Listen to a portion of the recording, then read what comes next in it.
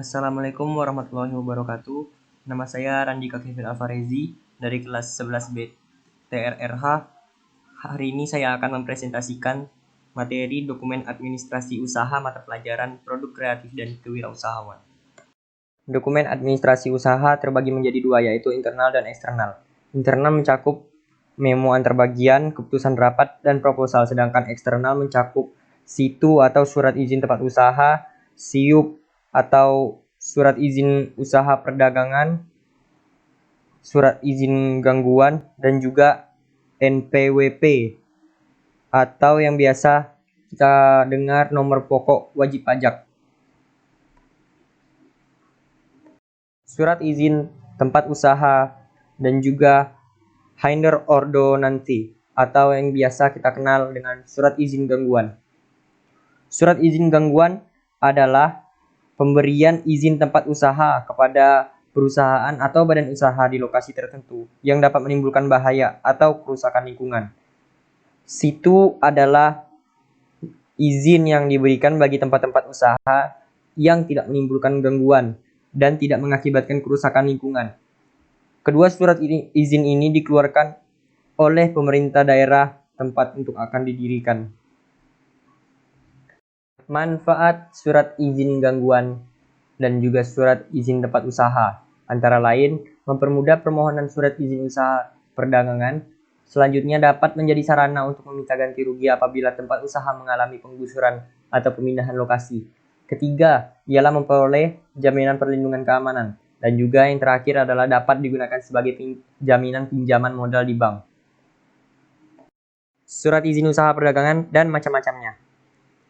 Surat izin usaha perdagangan adalah surat izin untuk dapat melaksanakan kegiatan usaha perdagangan yang diterbitkan berdasarkan lokasi perusahaan perdagangan. Dan perusahaan perdagangan diwajibkan melakukan pendaftaran ulang setiap 5 tahun sekali di tempat di mana diterbitkannya surat izin usaha perdagangan. Jenis-jenis surat izin usaha perdagangan. Berdasarkan besar dan kecilnya usaha, SIUP dibagi menjadi SIUP kecil, SIUP menengah, dan SIUP besar. SIUP kecil adalah SIUP dengan modal dan kekayaan bersih seluruhnya sampai dengan 200 juta rupiah yang tidak termasuk tanah dan bangunan tempat usaha. SIUP menengah ialah SIUP dengan modal kekayaan bersih seluruhnya antara 200 juta sampai dengan 500 juta yang tidak termasuk tanah dan bangunan tempat usaha. Sedangkan SIUP besar ialah SIUP dengan modal dan kekayaan bersih seluruhnya di atas 500 juta rupiah yang tidak termasuk tanah dan juga bangunan tempat usaha. Catatan sedikit. Beberapa usaha yang tidak wajib memiliki surat izin usaha perdagangan ialah pedagang kaki lima atau yang biasa kita kenal dengan PKL, asongan, juga pedagang pinggir jalan. Ada juga kantor cabang ditambah dengan perusahaan kecil perorangan. TDP atau tanda daftar perusahaan. TDP adalah daftar catatan resmi sebagai bukti bahwa perusahaan atau badan usaha telah melakukan wajib data perusahaan sesuai dengan ketentuan Undang-Undang Nomor 3 Tahun 1982 tentang wajib daftar. TDP ini diterbitkan oleh Dinas Perindustrian dan Perdagangan tingkat kota atau kabupaten dan wajib dimiliki oleh perusahaan atau badan usaha baik PT, CV, firma, koperasi atau perusahaan perseorangan.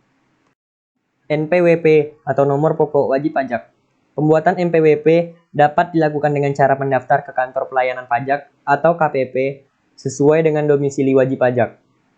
Apabila omset penjualan usaha mulai berkembang dan terus meningkat dalam jumlah tertentu, wajib mendaftarkan perusahaan tersebut sebagai pengusaha kena pajak atau PKP dan nanti akan diberikan nomor pengukuhan pengusaha kena pajak atau NPPKP.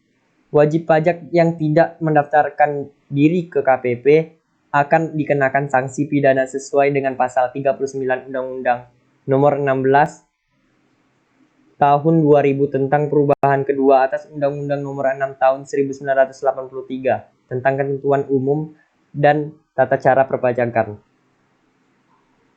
Memo antar bagian. Apa sih memo itu? Memo itu adalah tulisan informal yang singkat, jelas, padat, dan mudah dipahami yang ditujukan kepada seseorang. yang penulisannya bisa diketik ataupun ditulis tangan dan berfungsi sebagai pengingat, penegas suatu hal maupun urusan tertentu. Isi memo ini berupa permintaan, instruksi, pemberitahuan, saran, pesan, dan tugas-tugas. Bagian dari memo. Memo ini terdiri dari 3 bagian, yaitu kepala memo yang terdiri dari kop memo, memo resmi nama pengirim dan nama penerima, badan memo yang terdiri dari sisi memo, dan juga kaki memo yang terdiri dari tanda tangan dan nama jelas si pembuat memo. Dan yang terakhir adalah proposal. Proposal ialah dokumen tertulis yang berkaitan dengan gambaran atau deskripsi usaha yang akan dijalankan, ditujukan kepada investor maupun perbankan.